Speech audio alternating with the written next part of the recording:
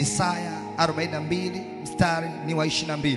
Lakini watu hawa ni watu walioibiwa na kutekwa, wote wamenaswa katika mashimo, wamefichwa katika magereza, wamekuwa mawindo wala hapana aokoaye, wamekuwa mateka wala hapana asemaye rudisha. Nazungumza kwa habari ya ujumbe unaosema gharama ya urejesho. Nisikilize kwa makini. Yako mambo matano yametajwa kwenye kitabu hiki cha Isaya sura 42 kwenye huo mstari wa 22. Mambo matano makubwa ambayo yakirejeshwa kwenye maisha yako yamechukua uelekeo mpya. Jambo la kwanza kwenye mstari huu wa 22 kitabu cha Isaya 42, anasema watu hawa ni watu walioibiwa. Neno kuibiwa limetajwa kuwa la kwanza kwenye mstari wa 22.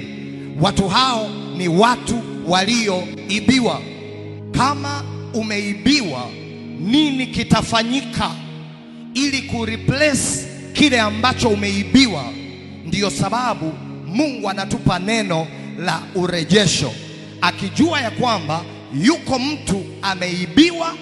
Hakuna namna kile umeibiwa kitarejea kwako kama Mungu asipoingilia kufanya urejesho.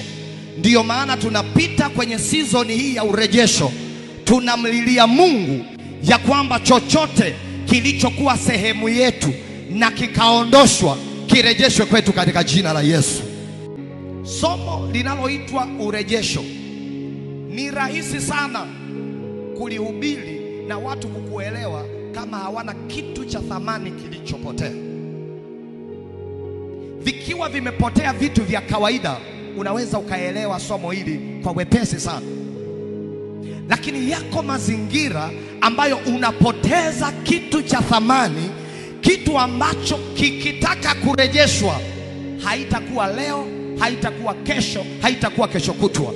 Watu hawa ukiwaambia habari ya urejesho hawaelewi unaongea habari gani. Lakini Mungu amenituma nikutangazie hapa, kwa kuwa yeye ndiye muumba wa vyote duniani na mbinguni. Mungu anatangaza urejesho kwenye maisha yako, iwe unaelewa au huelewi, iwe unataka au hutaki, unaamini au hauamini. Mungu anaweza kurejesha tena kwenye maisha yako katika jina la Yesu. Piga kelele, sema amen.